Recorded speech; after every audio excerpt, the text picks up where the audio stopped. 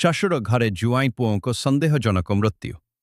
ସତ୍ୟବାନ ହଜିଗଲେ ସାବିତ୍ରୀରେ। କଟକ ଜିଲ୍ଲା ବଡ଼ମ୍ବା ବ୍ଲକ ଅନ୍ତର୍ଗତ କରୁଡ଼ିବନ୍ଧ ଗ୍ରାମରେ ଘଟିଛି ଏକ ଚାଞ୍ଚଲ୍ୟକର ଘଟଣା। ଶ୍ୱଶୁର ଘରୁ ଜୁଆଇଁ ପୁଅ ମନୋଜ ମଲ୍ଲିକଙ୍କ ସନ୍ଦେହଜନକ ମୃତଦେହ ଉଦ୍ଧାର ହୋଇଛି।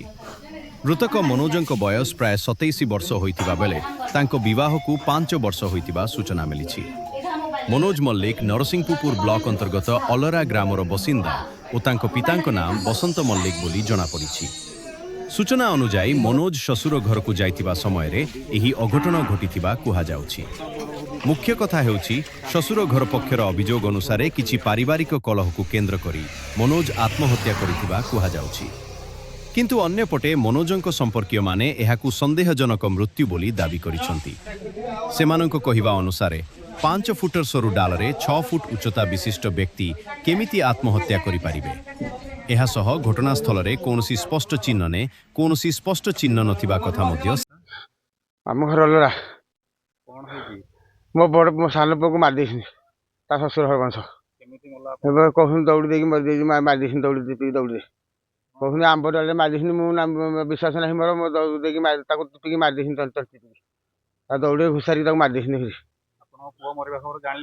ଆଜ୍ଞା ସେ ଅନ୍ୟ ଜଣ ଫୋନ୍ କଲା ଆମ ଗାଁରେ, ସିଏ ମୋତେ ଫୋନ୍ କଲା, ମୁଁ ଆସିଲି। ମୋତେ କାଲିଠୁ ଫୋନ୍ କରୁନାହାନ୍ତି, କିଛି ଜଣେଇ ନାହାନ୍ତି। ମୁଁ ତାଙ୍କ ଫୋନରେ ଶୁଣିକି ଆସିଲି। 27 ବର୍ଷ ଆଜ୍ଞା। ହଁ ହଁ ତାର ପୁଅଟେ। ଭଗବାନ ନାଇଁ କହିଲୁନି, ମୁଁ ତ ସାଙ୍ଗେ ସାଙ୍ଗେ ଶୁଣିକି ଆଇଛି ଏଠିକି। ମୋ ପୁଅକୁ ଦେଖିବି, ମୋ ପୁଅକୁ ଆଇଲେ ସିନା ଆଉ ପୁଅକୁ ଦେଖିବି। ମୋ ପୁଅ ଆଉ ମୋ ପୁଅକୁ ଡାକି ଆସିଥିଲି, ଛାଡ଼ିଦେଲେନି।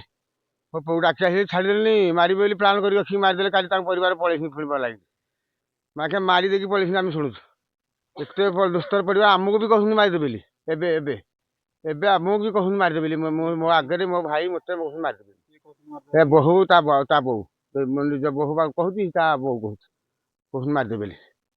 ମୁଁ ଥାନାବାଲାକୁ କହିଲି, ସମସ୍ତେ ଯେତେ ଅଛନ୍ତି ସମସ୍ତେ କହିଲି। ସେ ତା ଭାଇମାନେ କାଲି ଥିଲେ, ରାତିରେ ପଳେଇଛନ୍ତି। କାଲି ସମସ୍ତେ ପଳେଇଛନ୍ତି। ଆମେ ଶୁଣୁଛୁ ସବୁ, ଖାଲି ତ କହିବାକୁ ଡରୁଛନ୍ତି। ଆଜ୍ଞା ପରିଚୟ ଆଜ୍ଞା, ଯୋଉ ପୁଅଟି ମଲା ମୁଁ ତାର ଶ୍ୱଶୁର ହେବି।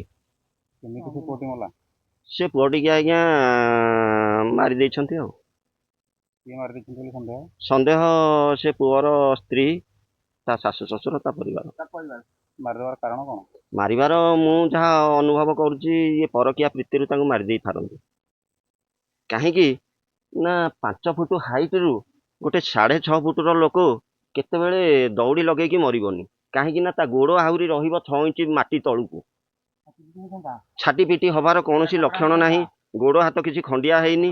ସେ ପୁରା ତା ଗଳା କୌଣସି ଦୌଡ଼ି ହଉ ବା କୌଣସି ଜିନିଷରେ ଚିପିଛନ୍ତି, ଚିପିକି ମାରିକି ଏଠି ଆଣିକି ଟଙ୍ଗେଇଛନ୍ତି। ଏଇ ଗାମୁଛା, ଏଇଠି ଯୋଉ ଗାମୁଛା ପଡ଼ିଛି, ଗାମୁଛାଟା ଦେଖନ୍ତୁ। ସେ ଗାମୁଛାଟାରେ କହୁଛନ୍ତି ଝୁଲିବ। ଗାମୁଛା ତ କମ୍ ସେ କମ୍ 6 ଇଞ୍ଚ ତଳକୁ ଝୁଲିକି ରହିବ। 6 ଇଞ୍ଚ ତଳକୁ ଝୁଲିବ। ଗୋଟେ 6.5 ଫୁଟ, 5 ଫୁଟ 7 ଇଞ୍ଚର ଗୋଟେ ପୁଅ କେମିତି 6 ଇଞ୍ଚ ଝୁଲିକି ରହିଲା ପରେ କେତେ ରହିଲା ମାଟିକି ଲାଗିବ? କେମିତି ସେ ମଲା?